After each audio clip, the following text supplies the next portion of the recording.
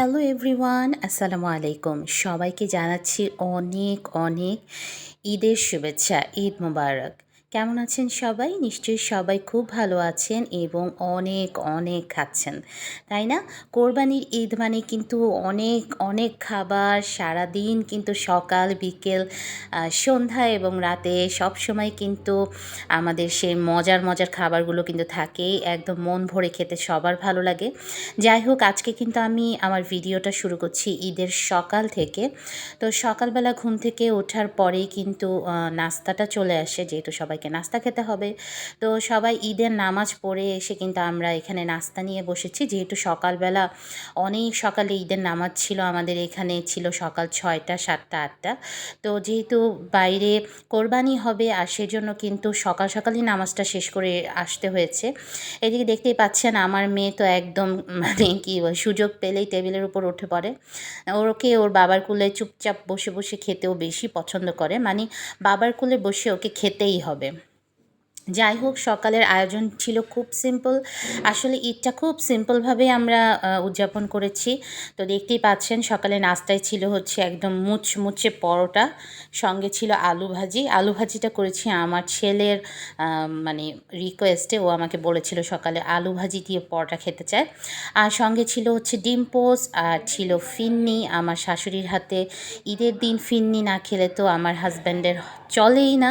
আপনাদের ভাইয়া তার মায়ের হাতের ফিন্নিটা ভীষণ পছন্দ করে। আর আমাকে রান্না করতে হয়েছে আমার ছেলের জন্য লাচ্ছা সেমাই, কারণ সে আবার ফিন্নিটা পছন্দ করে না, সে খাবে লাচ্ছা সেমাই। সচরাচর সবাই একসঙ্গে বসে এখন আর নাস্তা তেমন একটা খাওয়া হয় না, কারণ সাফওয়ানের স্কুল থাকে, শাহি চলে যায় কাজে। সব কিছু মিলিয়ে আমাদের আর তেমন করে সকালে নাস্তাটা খাওয়া হয় না একসঙ্গে। তো ভাবলাম আজকে সবাই একসঙ্গে বসে নাস্তাটা খাই। সাফওয়ানকে বললাম যে তুমি আজকে হাত দিয়ে নাস্তাটা খাও, আর সেটা শুনে সে হাসছে। মানে তার হাত দিয়ে খেতে ভীষণ কষ্ট। হাত দিয়ে খেলে নাকি তার মানে পেটই ভরে না। মায়ের হাতে না খেলে তার নাকি পেট ভরে না, মানে খিদা থেকে যায়। তৃপ্তি যেটা সেটা নাকি আসে না। তো যাই হোক, অবশেষে দেখলাম আমার নাস্তা প্রায় খাওয়া শেষ হয়ে গেলেও আমার ছেলে কিন্তু এখনও একটা পরোটাই শেষ করতে পারেনি, অর্ধেকও শেষ হয়নি। তাই বাধ্য হয়ে কী আর করব, ওকে আমি আবার খাইয়ে দিতে বসলাম। দেখুন ওর সামনে নিয়ে ধরে দাঁড়িয়ে থাকবো আমি এভাবে, আর ও চাবাবে। মানে ওর গিলে খেতে মানে খুব কষ্ট, চিবোতে ভীষণ কষ্ট তার। কিন্তু আলু ভাজি পাওয়াতে সে অনেক খুশি। সকালে আলু ভাজিটা সে আসলে আলু ভাজি দিয়ে ভাত বা আলু ভাজি দিয়ে পরোটা তার ভীষণ পছন্দ।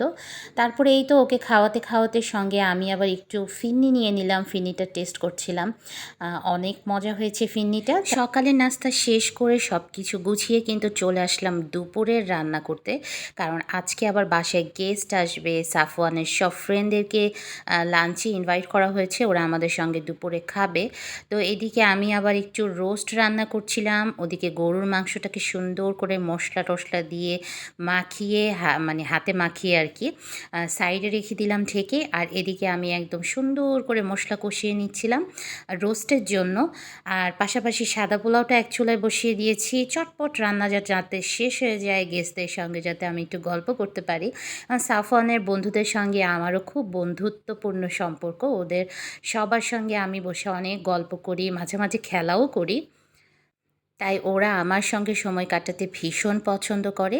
এদিকে রান্নাটা প্রায় শেষের দিকে, রোস্টটা আগেই ভেজে নিয়েছিলাম, মাংসটা আমি ভেজে সাইডে রেখে মশলাটা কষিয়ে সুন্দর করে কিন্তু এখন মাংসটাও আমি ভালো করে মশলার সঙ্গে কষিয়ে নিচ্ছি। ফুল ভিডিও দেওয়া হয়নি, অন্য এক সময় দেব। আবার রোস্ট আমি কিভাবে রান্না করি সেটা আপনাদের সঙ্গে শেয়ার করব। বাট আজকে যেহেতু অনেক সময় কাজ আছে, আবার অনেক সময়ও লেগে যাবে এক একটা ভিডিও যদি ফুল দেখাতে যাই, সেজন্য অনেক লং ভিডিও হয়ে যাবে, তাই সংক্ষেপেই দেখাচ্ছি। এদিকে কিন্তু আমার সাদা পোলাওটাও কিন্তু অলমোস্ট শেষ।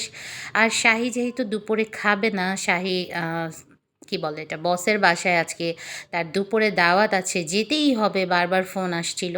আর এদিকে আমাদেরও মনটা খারাপ হয়ে যাচ্ছিল যে অনেক দিন পরে একসাথে দুপুরে বসে লাঞ্চ করব, বাট কী আর করার, সব কলিগদেরই বাসায় ইনভাইট ছিল লাঞ্চের জন্য, তো সেখানে যেতেই হবে। তো ভাবলাম যে ঠিক আছে তুমি যাও। যেহেতু এত করে বলছেন, রিকোয়েস্ট করছেন, না গেলে ভীষণ খারাপ দেখায়। আমরা ডিনারে একসঙ্গে খাবো। আর এই তো রোস্ট রান্না শেষ, পোলাও আমার হয়ে গেছে। এদিকে আমি কিন্তু গরুর মাংসটা রান্না করছি একদম কষা, কষা করে। কারণ আজকে ঝোল দিয়ে গরুর মাংস খেতে কিন্তু একদমই ভালো লাগবে না। আমার কষা মাংসটা খেতে কিন্তু ভীষণ পছন্দ। এই তো দেখতে পাচ্ছেন রান্না অলমোস্ট শেষ। জাস্ট এখন একটু পানি দিয়ে সেদ্ধ করতে বসিয়ে দেব। আর এই রান্না শেষে কিন্তু আমরা খাওয়ার টেবিলে চলে আসলাম। এই তো ওর বন্ধুরা বসেছে খেতে। ২-১ জন বন্ধু আসতে পারেনি, কারণ হচ্ছে মাংস বিলি করার কাজে তারা চলে গিয়েছে বাবার সঙ্গে মাংস হয়তোবা রিলেটিভদের বাসায় দেওয়ার জন্য। তাই ওরা আসতে পারেনি। তাই যারা, যারা আসতে পারেনি তাদেরকে আবার বলা হয়েছে যে রাতে যেন অবশ্যই আমাদের সঙ্গে খায়। এই তো আমাদের আজকে সিম্পল আয়োজন। সবাই ভালো থাকবেন। ঈদ মোবারক। আল্লাহ হাফেজ।